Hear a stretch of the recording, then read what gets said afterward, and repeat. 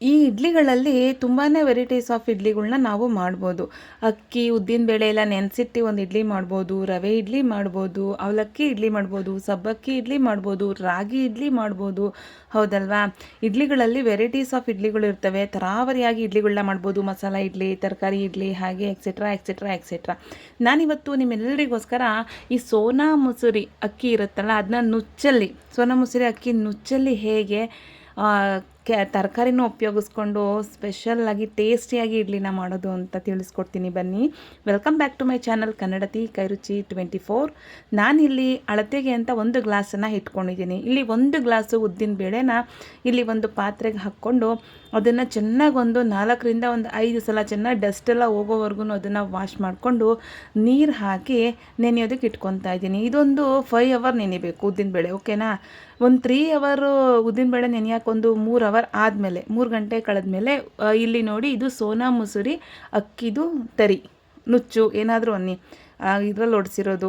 ಇದು ನಮ್ಮ ಚಿಕ್ಕಮ್ಮ ನನಗೆ ಕೊಟ್ಟಿದ್ರು ಊರಿಗೆ ಹೋದಾಗ, ಸರಿ ಅಂತ ಈಸ್ಕೊಬಂದಿದ್ದೆ. ನೋಡಿ, ಅದೇ ಗ್ಲಾಸಲ್ಲಿ ನಾವು ಯಾವ ಗ್ಲಾಸ್ ಉದ್ದಿನಬೇಳೆ ಅಳತೆ ಮಾಡ್ಕೊಂಡಿದ್ವೋ ಅದೇ ಗ್ಲಾಸಲ್ಲಿ ಈ ಸೋನಾ ಮಸೂರಿ ಅಕ್ಕಿ ರವನ ಒಂದು 3 ಗ್ಲಾಸ್ ಹಾಕ್ಕೊಂಡು, ಅದನ್ನು ಕೂಡ ಚೆನ್ನಾಗಿ ಡಸ್ಟ್ ಇರುತ್ತೆ, ಹೌದಲ್ವಾ? ಅದಕ್ಕೋಸ್ಕರ ಇದನ್ನು ಕೂಡ ಒಂದು ಚೆನ್ನಾಗಿ ಒಂದು 3 ಸಲ ತೊಳೆದು ಒಂದು 2 ಅವರು, ಇನ್ನು 3 ಅವರ್, ಇದನ್ನು 5 ಅವರ್ ಮಿನಿಮಮ್ ಉದ್ದಿನಬೇಳೆ ನೆನೆಯಬೇಕು. ಉದ್ದಿನಬೇಳೆ ನೆನೆಯಾಕಿ ಒಂದು 3 ಅವರ್ ಆದಮೇಲೆ ಈ ಅಕ್ಕಿ ಇದನ್ನ ರವೆನ ತೊಳೆದು ನೆನೆಸ್ಕೋಬೇಕು. ಟೋಟಲಾಗಿ ಅದು 3 ಅವರ್ ಸೇರಿ ಇದು 5 ಅವರ್ ಕಂಪ್ಲೀಟ್ ಆಗುತ್ತೆ. ಟೋಟಲಾಗಿ 5 ಅವರ್ ನೆಂದಂಗೆ ಆಗುತ್ತೆ. ನೋಡಿ, ಇಲ್ಲಿ ನಾವು ಬರೀ ಉದ್ದಿನಬೇಳೆ ಮಾತ್ರನೇ ಸ್ವಲ್ಪ ನೀರು ಹಾಕ್ಕೊಂಡು ಗಟ್ಟಿಗೆ ರುಬ್ಕೋಬೇಕು, ಓಕೆನಾ? ನೀರು ಜಾಸ್ತಿ ಎಲ್ಲ ಹಾಕೋಕ್ಕೆ ಹೋಗಬೇಡಿ, ಇದು ಅಕ್ಕಿ ರವೆನೂ ನೀರು ಬಿಟ್ಕೊಳ್ಳುತ್ತೆ. ಇಲ್ಲಿ ನೋಡಿ, ನಾನು ಅಕ್ಕಿ ರವೆ ಎಲ್ಲನೂ ಚೆನ್ನಾಗಿ ನೀರನ್ನ ಶೋಧಿಸಿ ಕೈಯಲ್ಲಿ ಹಿಂಡಿ ಒಂದು ಪಾತ್ರೆಗೆ ಟ್ರಾನ್ಸ್ಫರ್ ಮಾಡ್ಕೊತಾ ಇದ್ದೀನಿ. ನೋಡಿ, ನಾನಿಲ್ಲಿ ಪೂರ್ತಿ ಅಕ್ಕಿ ರವೆನೂ ಸೇಮ್ ಪ್ರಾಸೆಸ್ಸಲ್ಲಿ ಮಾಡ್ಕೊಂಡಿದ್ದೀನಿ. ಇಲ್ಲಿ 3 ಗ್ಲಾಸ್ ಅಕ್ಕಿ ರವೆ ನನಗೆ ಇಷ್ಟ ಆಗಿದೆ. ಅದೇನು ಹುದ್ಗೇನು ಬರಲ್ಲ, ಲೈಟಾಗಿ ಹುದ್ಗುತ್ತೆ ಅಷ್ಟೇನೆ. ಇಲ್ಲಿ ನಾವು ರುಬ್ಬಿರೋ ಅಂಥ ಉದ್ದಿನ ಬೇಳೆ ರುಬ್ಬಿದ್ವಲ್ಲ, ಅದನ್ನು ಕೂಡ ಇದು ಅಕ್ಕಿ ರವೆಗೆ ಹಾಕಿ ಚೆನ್ನಾಗಿ ಮಿಕ್ಸ್ ಮಾಡ್ಕೋಬೇಕು. ನೋಡಿ, ಇಷ್ಟು ಗಟ್ಟಿ ಇದೆ ಅಂತ ಏನೋ ನೀರೆಲ್ಲ ಮಿಕ್ಸ್ ಮಾಡೋಕ್ಕೆ ಹೋಗಬೇಡಿ, ಬೆಳಗ್ಗೆ ಅದು ಕರೆಕ್ಟ್ ಕನ್ಸಿಸ್ಟೆನ್ಸಿಗೆ ಬಂದುಬಿಟ್ಟಿರುತ್ತೆ. ಇದನ್ನು ನಾನಿಲ್ಲಿ ಮುಚ್ಚಿಟ್ಟು, ನೋಡಿ, ಬೆಳಗ್ಗೆ ಓವರ್ ನೈಟ್ ಮುಚ್ಚಿಟ್ಟು ಬೆಳಗ್ಗೆ ಒಂದು 8 ಅವರ್ ಪರ್ಮೆಂಟೇಷನ್ ಆಗಿ ಬಿಡಬೇಕು, ಓವರ್ ನೈಟು. ನೋಡಿ, ಬೆಳಗ್ಗೆ ಎದ್ದು ತೋರಿಸ್ತಾ ಇದ್ದೀನಿ, ಎಷ್ಟು ಚೆನ್ನಾಗಿ ಹುದುಗ್ ಬಂದಿದೆ ನೋಡಿ. ನಾವು ಈ ಟೈಮಲ್ಲಿ ಚೆನ್ನಾಗಿ ಅದನ್ನು ಮಿಕ್ಸ್ ಮಾಡ್ಕೋಬೇಕು. ನೀವು ಕೈಯಲ್ಲಾದರೂ ಮಾಡ್ಕೊಳ್ಳಿ ಅಥವಾ ಸೌಟಲ್ಲಾದರೂ ಮಾಡ್ಕೊಳ್ಳಿ. ಇದಕ್ಕೊಂದು ಸೂಪರಾಗಿರೋವಂಥ ತುಪ್ಪದ ಒಗ್ಗರಣೆನೇ ಇದಕ್ಕೆ ಮೇಯ್ನ್ ಇಂಪಾರ್ಟೆಂಟು, ಓಕೆನಾ?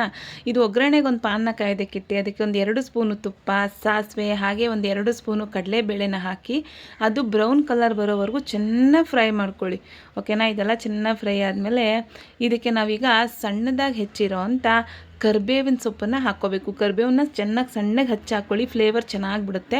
ಇಲ್ಲಿ ಸ್ಟವ್ನ ಆಫ್ ಮಾಡಿ ಕೊನೆಯಲ್ಲಿ ಒಂದು ಚಿಟಿಕೆ ಹಿಂಗನ್ನು ಹಾಕ್ತಾಯಿದ್ದೀನಿ. ಹಿಂಗೆ ಹಾಕೋದ್ರಿಂದ ಇಡ್ಲಿ ಟೇಸ್ಟು ನೆಕ್ಸ್ಟ್ ಲೆವೆಲ್ ಅಂತಲೇ ಹೇಳ್ಬೋದು.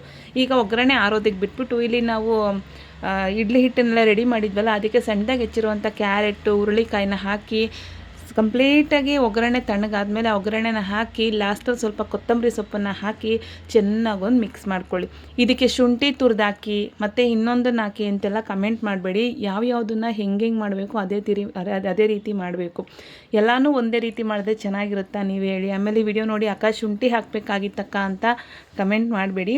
ಶುಂಠಿ ಹಾಕೂ ಮಾಡ್ಬೋದು, ಹಾಕ್ತೇನೂ ಮಾಡ್ಬೋದು. ಇನ್ನು ನಾನು ರಾತ್ರಿ ಉಪ್ಪು ಹಾಕಿರ್ನಿಲ್ಲ, ಸೊ ಇವಾಗ ತರಕಾರಿ ಒಗ್ಗರಣೆ ಎಲ್ಲ ಹಾಕಿದ್ಮೇಲೆ ರುಚಿಗೆ ತಕ್ಕಷ್ಟು ಉಪ್ಪನ್ನು ಹಾಕ್ತೀನಿ. ನಾನಿಲ್ಲಿ ಯಾವುದೇ ಕಾರಣಕ್ಕೂ ಸೋಡಾನ ಮಾತ್ರ ನಾನು ಉಪಯೋಗಿಸಲ್ಲ. ನಾನು ಯಾವುದೇ ಇಡ್ಲಿ, ದೋಸೆ, ಬಜ್ಜಿ, ಬೋಂಡ ಯಾವುದಕ್ಕೂ ನಾನು ಸೋಡಾನ ಹಾಕಲ್ಲ, ಹಾಗೆ ಮಾಡ್ತೀನಿ. ಇಲ್ಲಿ ನೋಡಿ, ಒಂದು ಇಡ್ಲಿ ಪ್ಲೇಟ್ಗೆ ಎಣ್ಣೆನ ಸವರ್ಕೊಂಡು ಇದಕ್ಕೆಲ್ಲ ಇಡ್ಲಿ ಬ್ಯಾಟರ್ನ, ನಾವು ರೆಡಿ ಮಾಡಿರುವಂಥ ಇಡ್ಲಿ ಬ್ಯಾಟರ್ನ ಹಾಕ್ಕೊಂಡು ಚೆನ್ನಾಗಿ ಒಂದು 12ರಿಂದ 15 ನಿಮಿಷ ಮೀಡಿಯಮ್ ಫ್ಲೇಮ್ನಲ್ಲಿ ಇದನ್ನು ಬೇಯಿಸ್ಕೋಬೇಕು. ನೋಡಿ, ನಾನಿಲ್ಲಿ 15 ನಿಮಿಷ ಆದಮೇಲೆ ನಿಮಗೆ ತೋರಿಸ್ತಾ ಇದ್ದೀನಿ. ನೋಡಿ ಎಷ್ಟು ಚೆನ್ನಾಗಿ ಉದುಗ್ ಬಂದಿದೆ ಅಂತ, ಎಷ್ಟು ಚೆನ್ನಾಗಿ ಉಬ್ಬಿ ಬಂದಿದೆ ನೋಡಿ. ಇಡ್ಲಿ ತುಂಬಾ ಚೆನ್ನಾಗಿರುತ್ತೆ. ಯಾವಾಗಲೂ ಒಂದೇ ಥರ ಇಡ್ಲಿ ಮಾಡ್ಕೊಂಡು ತಿಂತಾಯಿದ್ರೆ ಒಂದು ಸಲ ಈ ಥರ ಇಡ್ಲಿನ ಟ್ರೈ ಮಾಡಿ, ನಿಜ ನಿಮ್ಮೆಲ್ರಿಗೂ ಇಷ್ಟ ಆಗುತ್ತೆ, ಸಖತ್ ಟೇಸ್ಟಿಯಾಗಿರುತ್ತೆ. ನಾನಿಲ್ಲಿ ಈ ಇಡ್ಲಿ ಜೊತೆಗೆ ಕಾಯಿ ಚಟ್ನಿನ ಮಾಡಿಟ್ಕೊಂಡಿದ್ದೀನಿ. ಸಾಂಬಾರಲ್ಲೂ ತಿನ್ಬೋದೇನೋ, ನನಗೆ ಕಾಯಿ ಚಟ್ನಿ ಇಷ್ಟ ಆಗುತ್ತೆ. ನೋಡಿ, ಆಲ್ಮೋಸ್ಟ್ ನಿಮ್ಗೆ ಏನಾರ ಚಟ್ನಿ ಇಷ್ಟ ಆದರೆ ಚಟ್ನಿ ಮಾಡ್ಕೊಳ್ಳಿ, ಸಾಂಬಾರು ಇಷ್ಟ ಆದರೆ ಸಾಂಬಾರು ಮಾಡ್ಕೊಳ್ಳಿ, ಎಲ್ರಿಗೂ ಒಂದೊಂದು ಇಷ್ಟ ಆಗುತ್ತಲ್ವಾ? ಹಾಗೆ ನನಗೆ ಕಾಯಿ ಚಟ್ನಿ ಜೊತೆ ಈ ಇಡ್ಲಿ ಸೂಪರ್ ಕಾಂಬಿನೇಷನ್ ಅಂತ ಅನಿಸುತ್ತೆ. ವಿಡಿಯೋ ಇಷ್ಟ ಆದರೆ ಲೈಕ್ ಮಾಡಿ, ಶೇರ್ ಮಾಡಿ, ಕಮೆಂಟ್ ಮಾಡಿ. ಹಾಗೆ ನನ್ನ ಚಾನಲ್ನ ತಪ್ಪದೆ ಸಬ್ಸ್ಕ್ರೈಬ್ ಮಾಡ್ಕೊಳ್ಳಿ. ಪಕ್ಕದಲ್ಲಿರುವಂಥ ಬೆಲ್ ಐಕಾನ್ನ ಕ್ಲಿಕ್ ಮಾಡಿ. ನಾನು ಯಾವುದೇ ವಿಡಿಯೋ ಮಾಡಿದ್ರೂ ಫಸ್ಟ್ ನೋಟಿಫಿಕೇಷನ್ ನಿಮಗೆ ಬಂದು ಸೇರುತ್ತೆ. ಇದೇ ರೀತಿ ಹೊಸ ಹೊಸ ರೆಸಿಪೀಸ್ಗೋಸ್ಕರ, ಇನ್ಸ್ಟ್ಯಾಂಟ್ ರೆಸಿಪೀಸ್ಗೋಸ್ಕರ, ಸಿಂಪಲ್ ರೆಸಿಪೀಸ್ಗೋಸ್ಕರ, ಟೇಸ್ಟಿ ರೆಸಿಪೀಸ್ಗೋಸ್ಕರ ನನ್ನ ಯೂಟ್ಯೂಬ್ ಚಾನಲ್ನ ತಪ್ಪದೆ ಸಬ್ಸ್ಕ್ರೈಬ್ ಮಾಡ್ಕೊಳ್ಳೋದು ಮರಿಬೇಡಿ ಪ್ಲೀಸ್. ನನಗೆ ನೀವು ಕೊಡೋ ಒಂದು ಲೈಕು ಹಾಗೆ ಒಂದು ಕಮೆಂಟು ನನಗೆ ನೆಕ್ಸ್ಟ್ ವಿಡಿಯೋಗೆ ಮೋಟಿವೇಶನಲ್ ಆಗಿರುತ್ತೆ. Thank you so much. Love you all. Keep watching.